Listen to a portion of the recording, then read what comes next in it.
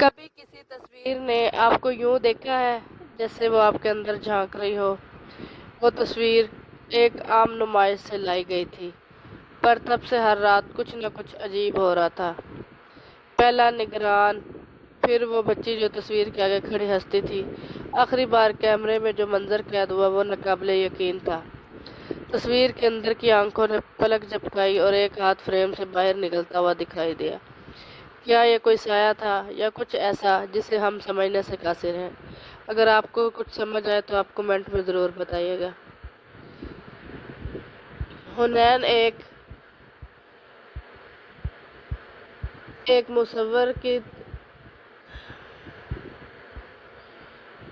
ایک اکیلی سنجیدہ مزاج آرٹ اسٹوڈنٹ تھی جو ایک پرانی کوٹھی میں کرایہ پر رہتی تھی۔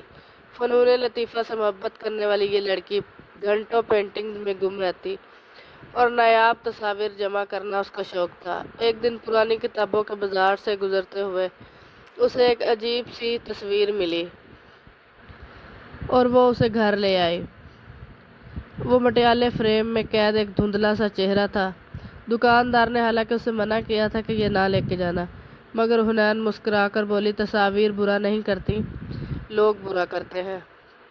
وہ پینٹنگ خرید کر گھر تو لے آئی، لیکن پہلی رات ہی اسے لگا کہ تصویر کا چہرہ اس کی طرف دیکھ رہا ہے۔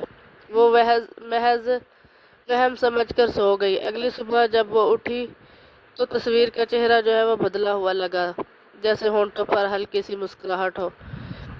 جیسے جیسے دن گزرتے گئے تصویر ہر روز کوئی نیا چہرہ دکھاتی اسے، جیسے اس ایک تصویر کے اندر بہت سارے چہرے چھپے ہوئے ہوں۔ حنین نے نوٹ کیا کہ ان چہروں کی آنکھیں عجیب ہوتی ہیں، جیسے وہ اسے پہچانتی ہوں۔ حنین نے اپنے دوست ارحم سے بات کی کہ ارحم نے اس کا مذاق اڑایا، شاید تمہارے اندر کی تنہائی یہ سب کچھ تمہیں دکھا رہی ہے۔ پھر کچھ دن گزرے تو ارحم نے حنین کو کال کر کے بتایا کہ جیسے چہروں کا تم نے مجھ سے ذکر کیا تھا ویسے چہرے میں نے بھی خواب میں دیکھے ہیں۔ حنین کو ہر وقت تصویروں سے آوازیں آنے لگیں، جیسے کوئی سرگوشی کر رہا ہو۔ جب اس نے تصویر کے پیچھے سے کھولنے کی کوشش کی تو فریم کے اندر ایک پرانا خون سے بھرا ہوا کپڑا اور ایک جلی ہوئی ڈائری ملی۔ ڈائری میں ایک مصور کی تحریر تھی جس نے لکھا تھا، میں نے اپنی محبوبہ کے چہرے کی ایک تصویر بنائی تھی، مگر اس نے مجھے دھوکہ دیا تو میں نے اس تصویر کے اندر اس کی روح کو قید کر دیا۔ اب یہ جو تصویر ہے ہر شخص پر اپنا اثر ڈالتی ہے جو اس کو خرید کر لے کر جاتا ہے۔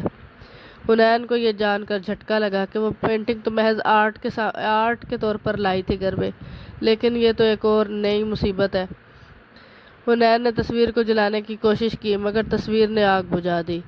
حنین کی آنکھیں خون رنگ ہو گئیں اور ہر رات وہ نیند میں چل کر تصویر کے سامنے بیٹھ جاتی اور گھنٹوں باتیں کرتی۔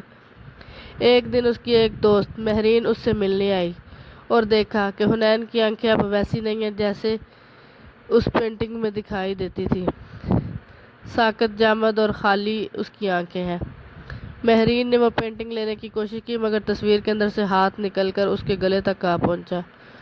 اگلے دن پولیس کو اطلاع دی گئی، گھر خالی تھا، صرف ایک نیا چہرہ پینٹنگ میں شامل ہو چکا تھا۔ اب وہ پینٹنگ ایک نئی دکان میں ایک نئے خریدار کا انتظار کر رہی ہے۔ شاید وہ پینٹنگ خریدنے والے آپ ہوں یا کوئی اور۔ اللہ حافظ۔